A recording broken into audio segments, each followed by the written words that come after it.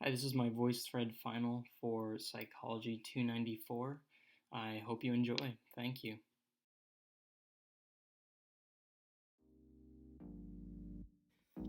So this is kind of where it all started.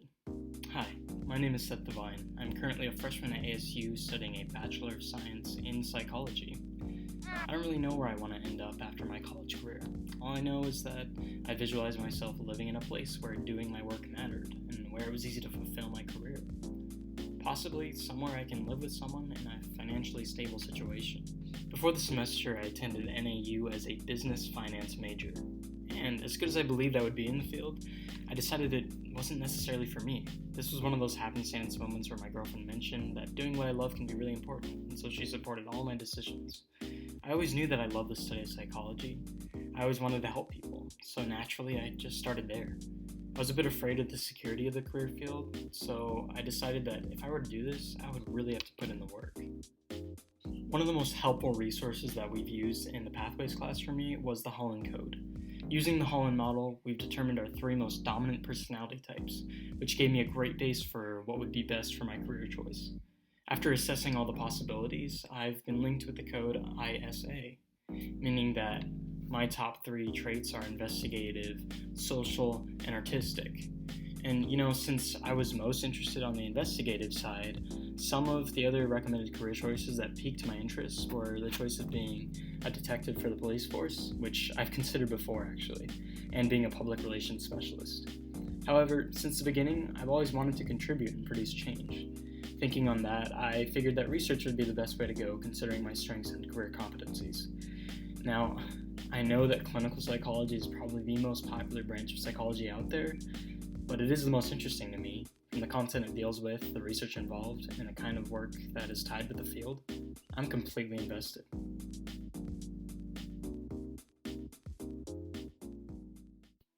Given my career competencies and your mastery, critical thinking, problem solving, verbal and written communication skills, I have a strong work ethic and steadfast ability to adapt to most situations. I thought that going into clinical would be a great choice. Some things I might want to work on before that, though, are my leadership skills, decisiveness, and how fast I can do things. Even though I feel like I can work a computer quite well, I do need to learn how to be more fluent in Excel if I want to make myself a worthy candidate for any position. But if all else fails, at least I'm good at Photoshop. But to work on things like my leadership skills, I plan to apply for some labs at ASU and perhaps achieve an RA position. Getting a position like this early on gives me experience in not just my leadership skills, but I have an entire team to learn from on how to be an efficient researcher, or perhaps network further to see if I'd like anything better, since I'm always open to change. On the scope of realism, I think I'm putting myself on a high but achievable expectation. I know how competitive getting into a PhD program can be, so as long as I really work for it, I think that reaching my long-term goals of pursuing such a career is within my grasp. The biggest thing to consider is probably my financial plan or whether or not I should go out of state.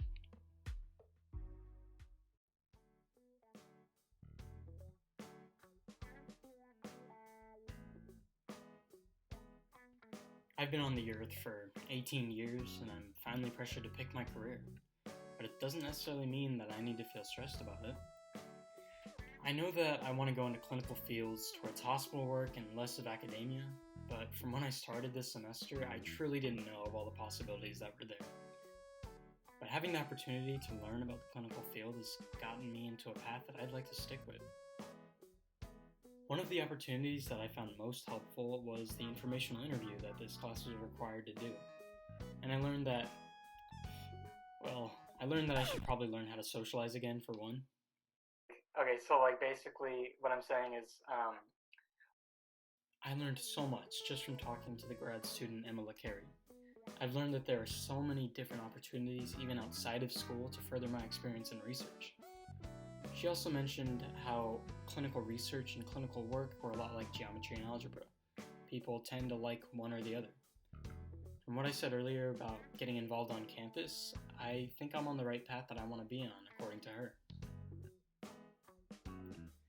I linked with her, some other ASU alums, and professors on LinkedIn as a source of networking. I've even tailored my resume to clinical work and research to my best ability, and I hope to put a lot more on the paper as I continue my college career.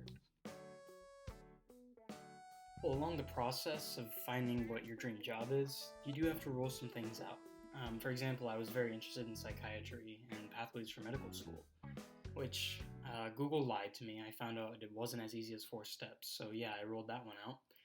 But I do refuse to be closed-minded about my career choice. I will follow the path I've chosen, and I'll continue to follow it wherever it may take me, so long as I fulfill my desired vision.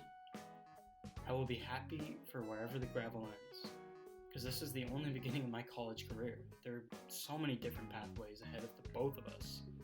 Which one will you take?